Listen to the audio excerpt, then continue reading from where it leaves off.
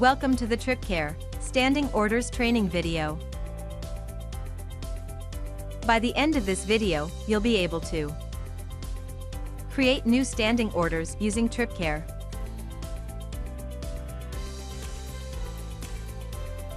Now, let's explore how to create a brand new standing order.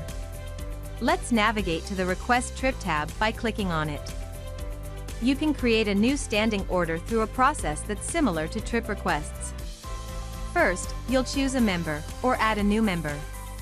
Then, you'll click on the Standing Order button.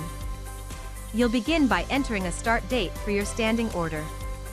Like general trip requests, you'll need to choose a date no earlier than the one highlighted in blue. Remember, this date is based on the member's insurance requirements for advanced notice. You can also enter an end date and maximum number of trips, however, that's optional. If you don't enter an end date, the standing order will terminate and need to be recertified based on the timeframe outlined by the member's insurance, usually between 30 to 90 days. Next, you'll enter the day, or days of the week for the appointment.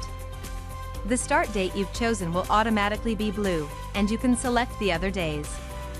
Remember, this will repeat every week.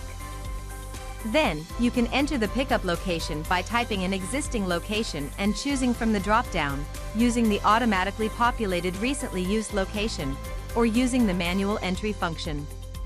You can also leave optional comments, such as a gate code or landmark, to help the driver. You'll need to enter an appointment time, inputting a time in AM or PM.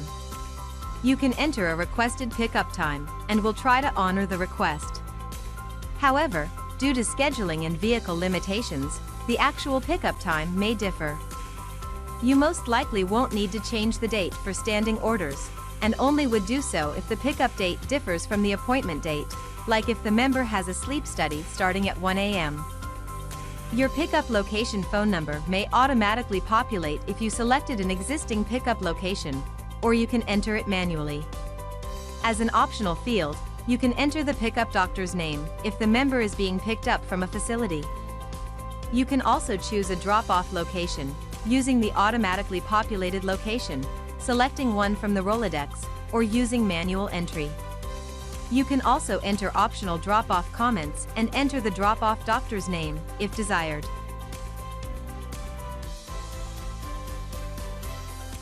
Step 2 asks you to select the treatment the member will receive from the drop-down list. This is a required field, and like with single trip requests, the available fields vary based on the member's insurance. The rest of the fields are optional. You can enter comments or instructions about the member's treatment in the Treatment Notes field. The Patient Condition field allows you to enter a brief description of the member's condition. In the Nature of Appointment field, you can enter a brief description of the treatment or service, such as their reason for the visit. You can also enter the procedure code, if known. The Special Requests field is where you can enter any additional information for mode of care or the transportation provider to help them assist this member. For example, special requests might include the member's preferred provider, mobility equipment, or if they have a service dog. This is also the field you should use to indicate whether the member's escort uses a wheelchair. Mode of care will add this information as a note on the transportation provider's trip manifest. Note, the transportation provider will see this field, but won't see any of the protected health information entered in other fields. Now, let's move on to Step 3.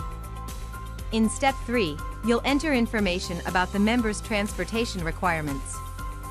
First, you'll select the level of service from the drop-down list. Note, this list may vary depending on what the member's insurance allows.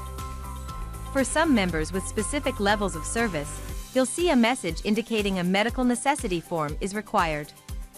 This also varies based on insurance stipulations. If wheelchair is selected, additional questions will be used to assist the transportation provider and mode of care in deploying the appropriate vehicle. Most fields are optional. These are the same questions members would be asked if they were to call in to the contact center. The next question pertains to members who are able to drive themselves, or who know someone who will drive them to their appointment. It will only display if gas reimbursement is permitted by the member's insurance. If this is chosen, we'll ask additional questions and will not assign a transportation provider. Let's say no. Next, you'll answer whether the member can sign the driver's log. This section may not be displayed if it's not required by the member's insurance. If they can't sign the log, additional questions will display to determine whether their impairment is temporary or a permanent condition that should be recognized by MotiveCare. If MotiveCare has already documented the member's inability to sign the driver's log, this information will automatically populate. Finally, you'll need to answer whether any additional passengers will join the member. By default, this is no. However, you can enter the number of personal care assistants, adult escorts, and child escorts who will accompany the member. You can also note whether the member is bringing a child car seat, since the transportation provider will not supply one.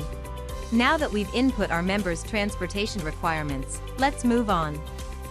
In Step 4, you'll see any active or inactive forms submitted through TripCare or entered by MotiveCare from the past 90 days. If forms were submitted prior to that, you'll be asked to add the member's form or forms by clicking Add a Form. You'll select a form type from the drop-down, which only displays form type set up by the member's insurance agency. You'll see the only form type is MNFLOS, which is the Level of Service Medical Necessity form. Then, you'll upload a form. This can be in PDF or picture format. You'll also need to confirm the member's level of service, which is wheelchair in this case. Next, you'll choose a start date and end date. The end date is optional if the required service is for a limited period, but it can't be more than 1 year after the start date. Finally, you'll add any notes that may help MotiveCare evaluate the form you're submitting. You can also click Remove if you need to remove your form. Now that we're done exploring Step 4, we're ready to move on. Now that you're done with trip leg A, you can answer the final question. In most cases, you'll select Make this a round trip to add a return leg, creating a standing order that transports the member from their home to their treatment and back home. Let's select it. The rest of the information will populate based on the information you entered for the previous leg, leg A, and you'll need to add a B leg, or return trip, pickup time. You may see an option to complete the reservation as will call, however, that's not recommended for standing orders. If the rides were entered as will call, members would have to call in multiple times per week, and it may take us up to 60 minutes each time to deploy a transportation provider. Let's select 2 p.m. Once you've confirmed the information's accuracy, you can click Complete Trip Request to submit the reservation. After clicking Complete Trip Request, you'll see a summary page with your standing order showing it as pending. You've submitted it to our team for review. Now, we know how to request standing orders using TripCare.